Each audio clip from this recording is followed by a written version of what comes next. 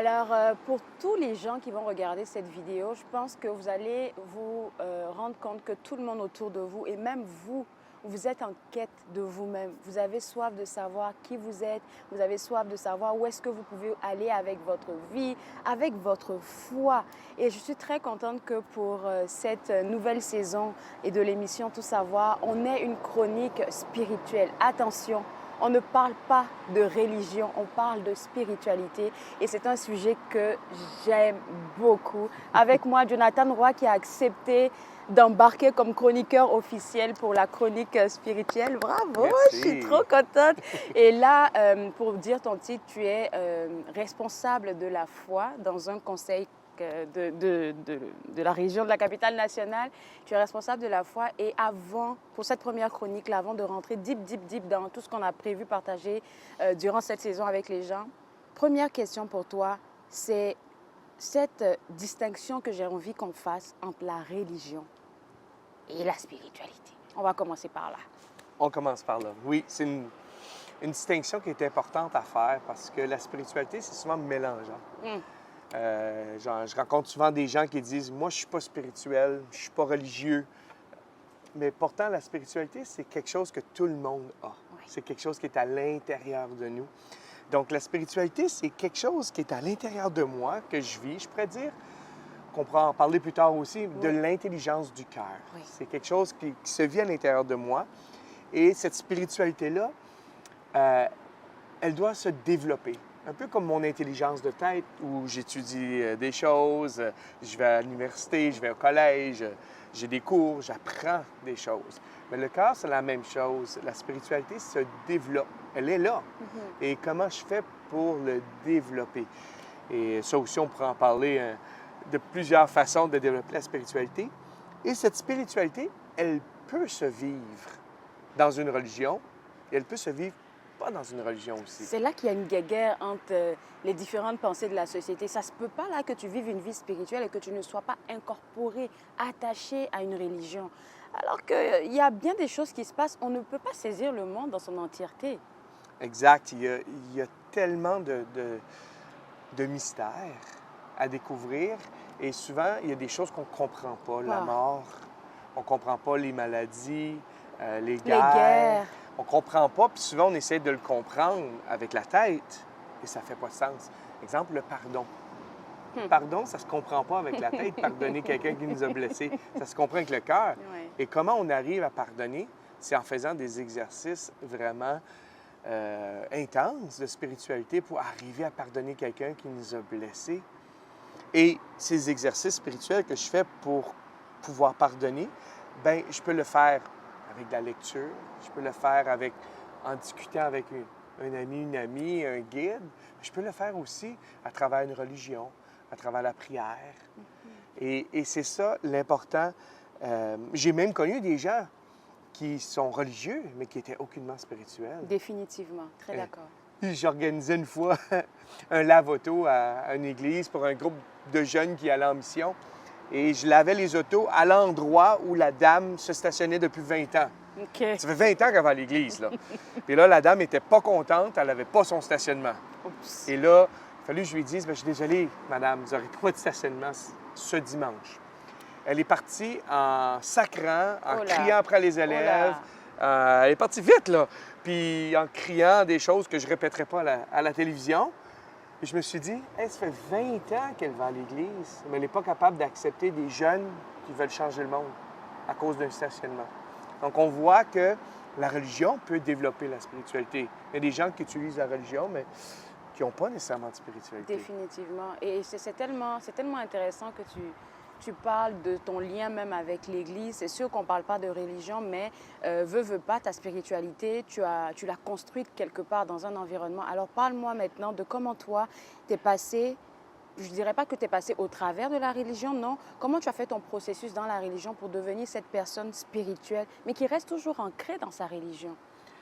Bien, comme tout le monde, vous avez parlé de quête de sens. Puis, on est tous en quête de sens. On cherche le sens de la vie, le sens de notre vie, le sens de ma vie. Et à 17 ans, je suis parti de chez moi.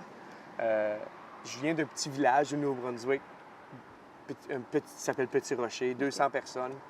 Et je ne savais pas qu'est-ce que je voulais faire dans la vie. Je ne savais pas. Et quand je suis parti, j'ai prié sans savoir que je priais. Et je suis parti sur le pouce. Je suis allé dans l'Ouest canadien sur le pouce.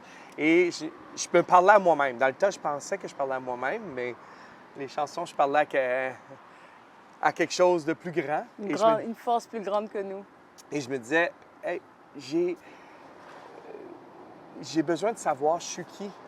Je suis qui? Je suis appelé à quoi dans la vie? Et je disais, bien, j'aimerais rencontrer des gens qui vont m'aider à me découvrir. Et sur le chemin, j'ai rencontré des gens exceptionnels.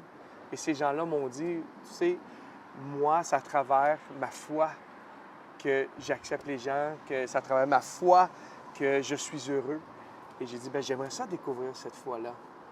Et c'est là que je me suis engagé. Mais je pourrais dire que ma spiritualité, elle se vit à travers la religion, mais elle se vit aussi autrement. Comme durant la pandémie, c'était très difficile, hein? Pris à la maison, on était encabanés. Et j'ai découvert que marcher en forêt, pour moi, était une façon de me recentrer sur moi-même. Incroyable. Donc, la nature, pour moi, est un endroit, et pour moi, est une chapelle. Et... Tu as raison, désolée même de te couper. Je veux tellement dire qu'est-ce que j'ai à dire là, parce que tu parles de nature et je te parlais avant qu'on commence cet enregistrement là de Dr Anita Phillips qui est thérapeute et tout, puis elle parlait de ça. Non seulement la nature te permet de te recentrer, mais le bruit de l'eau. L'eau, ça apaise l'humain en tant que tel. C'est pour ça que quand on part à la mer, à la plage, surtout quand on n'a pas des enfants à côté, on est vraiment très comme... on relâche la pression. Et la nature, elle est là pour être notre allié. Exactement. Puis c'est là qu'on retrouve la paix. Cette paix-là à l'intérieur, parce que dans la ville, dans l'horaire chargé de tous les jours, on dirait qu'on perd cette connexion-là avec le cœur, parce que c'est go, go, go. Il faut faire des choses, faut avoir des choses, mais apprendre à être. Et là, quand on est juste là, on peut juste être. Là, on dit, hey, je vis quelque chose, je suis bien. Et souvent, ça fait peur, Jonathan, d'être bien. Ça m'est déjà arrivé plusieurs fois. Comme, je suis juste bien, c'est bizarre. Est-ce qu'il n'y a pas quelque chose que j'ai oublié de faire? Est-ce qu'il n'y a pas quelqu'un que j'ai blessé? Est-ce que? Parce que c'est pas dans notre nature là d'être comme juste en paix. C'est parce que c'est un sentiment qu'on n'est pas habitué de sentir. Non. Et quand on ressent ça, ce sentiment-là, d'être en paix, on est, c'est un peu comme, je dirais pas une drogue, mais c'est un peu, on veut revenir, on veut le revoir. Donc, on se trouve des moyens pour être en paix. Et quand, exemple, durant la pandémie, je revenais de ma marche et j'étais plus en paix, mais j'avais plus de patience avec les enfants qui grandissaient et qui, eux, étaient pris aussi. J'avais plus d'amour. J'avais plus d'idées créativité. J'étais moins négatif. J'essayais de trouver le bien à travers la pandémie. J'ai découvert qu'à travers ça, j'étais avec mes enfants que j'aurais pas eu parce qu'ils auraient été en garderie, à l'école, et tout ça. Mais là, j'étais avec eux. J'ai eu 2 ans où je pouvais être avec. Donc, on découvre le positif des choses, cette spiritualité-là. Donc, ça se vit à travers la religion. Ça peut, mais il y en a certains qui c'est à travers la méditation. D'autres, c'est le yoga. D'autres, c'est marcher en forêt. D'autres, c'est des voyages où ils vont découvrir plein de cultures. Moi, personnellement, la musique. Hey, on est sur la même longueur d'onde, incroyable. Oui, la musique, ça me parle beaucoup. Et moi, personnellement, j'ai toujours des expériences que je vis. J'ai l'impression que chaque saison de ma vie, il y a une musique qui pop-up dans mon esprit. Là, c'est un peu comme si c'est la musique de la saison. Et ça me parle tellement. Je pense que c'est comme ça que l'univers, Dieu, je me dis, qu'il nous parle à tout le temps. Il faut juste être attentif et puis se laisser comme entraîner dans qu'est-ce qu'on ressent sur l'instant présent. Que ce soit une musique, que ce soit connecté avec un ami, peu importe. Oui. Puis des fois, c'est juste de créer cette ouverture-là. Avant ma marche, je mets mes écouteurs puis je dis, qu'est-ce que tu vas me dire aujourd'hui? Et c'est d'avoir cette ouverture-là.